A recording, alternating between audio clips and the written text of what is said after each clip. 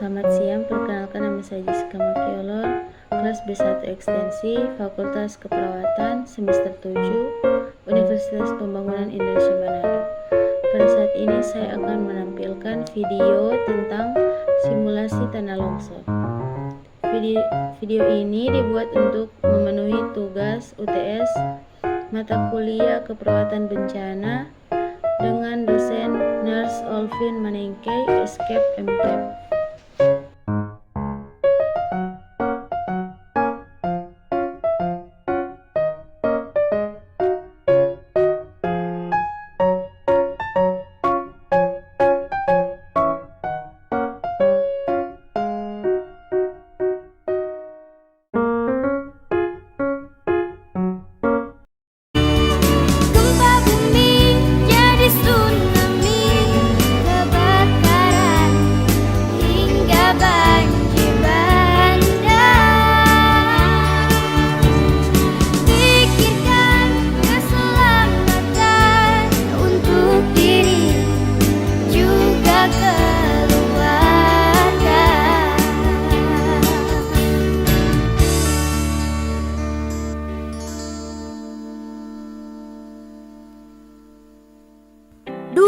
Duh.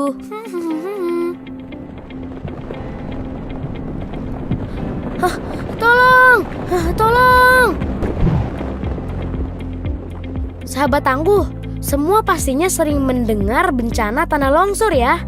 Jika terjadi tanah longsor, dampaknya berbahaya loh. Tanah longsor bukan saja bisa menimbun dan meruntuhkan permukiman, tapi jika kita terkena tanah longsor, bisa berakibat fatal.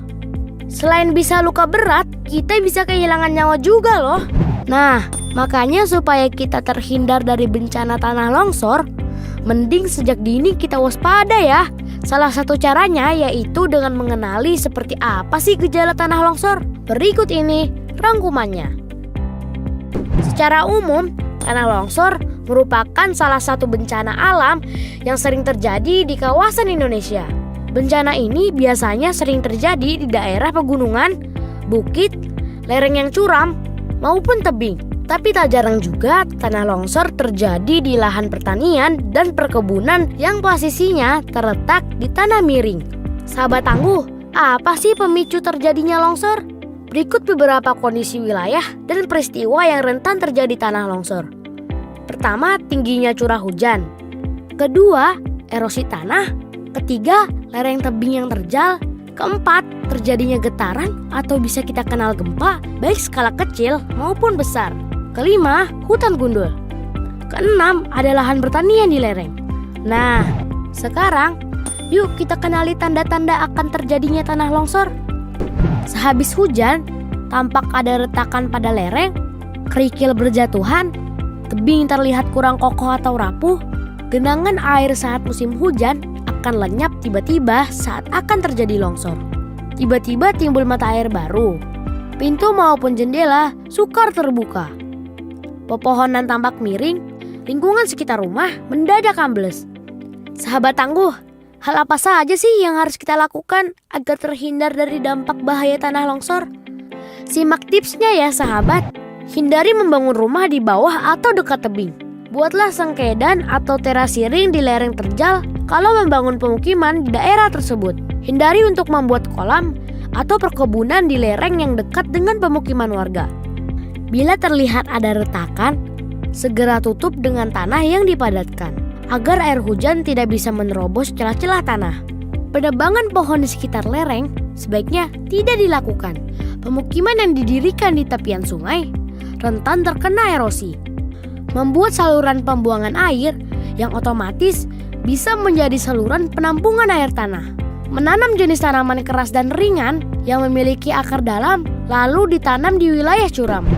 Sahabat tangguh, berikut tips yang berguna saat menghadapi bencana tanah longsor. Apabila hujan turun dengan lebat dan mulai terdengar suara gemuruh yang tidak biasa, maka bergegaslah keluar dari rumah dan menjauh dari lokasi yang paling dasar. Segera hubungi pihak BPBD atau pihak terkait terdekat sebelum kondisi longsor semakin parah. Amankan harta benda yang mudah diamankan. Dan jangan memaksakan mengamankan peralatan yang berat dan besar, karena akan menyulitkan evakuasi. Evakuasi dan relokasi korban ke tempat aman. Jangan panik dan tetap siaga.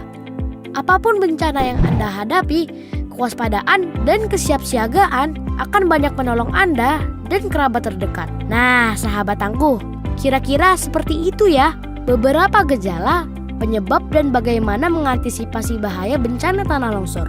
Semoga bermanfaat ya sahabat.